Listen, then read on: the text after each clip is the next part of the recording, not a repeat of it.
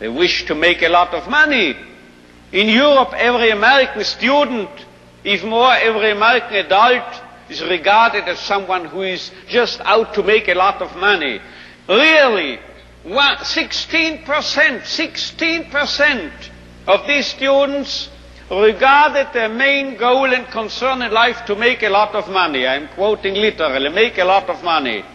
And you know what the top class, the top category, we say category, what do you say? Category was among, you excuse me, but I know I am speaking a marvelous accent without the slightest English. Now,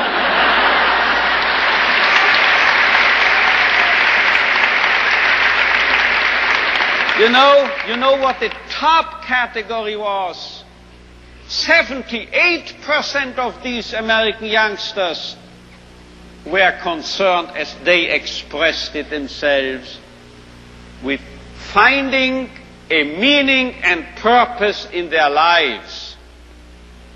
So this is a realistic view on man. And you know,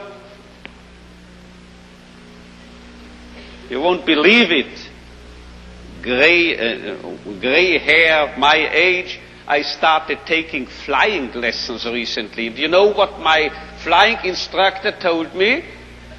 If you are starting here, wish to get here, say east, heading for this, and you have a crosswind, you will drift and you will land here.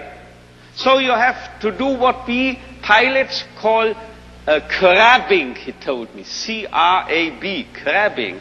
You have to head for north of this airfield, and you have to fly that way, you see, as if you headed in this direction. If you are heading here above this airfield, then you will actually land here.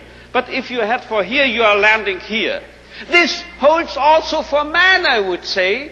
If we take man as he really is, we make him worse. But if we overestimate him,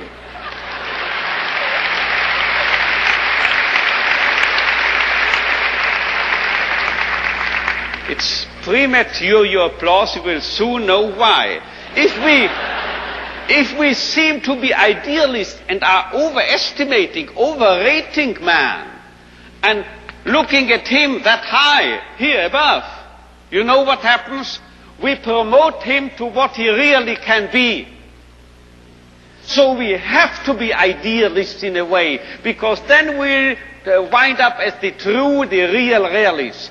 And you know who has said this? If we take man as he is, we make him worse. But if we take man as he should be, we make him capable of becoming what he can be. This was not my flight instructor, this was not me, this was Goethe. He said this verbally. And now you will understand why I, in one of my writings, once said, this is the most apt maxim and motto for any psychotherapeutic activity.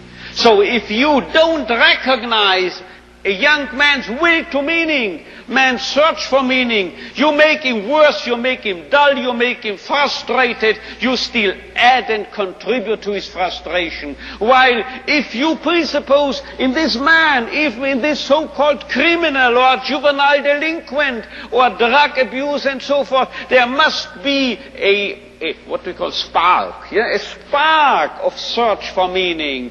Let's recognize this, let's presuppose it, and then you will elicit it from him, and you will make him become what he in principle is capable of becoming.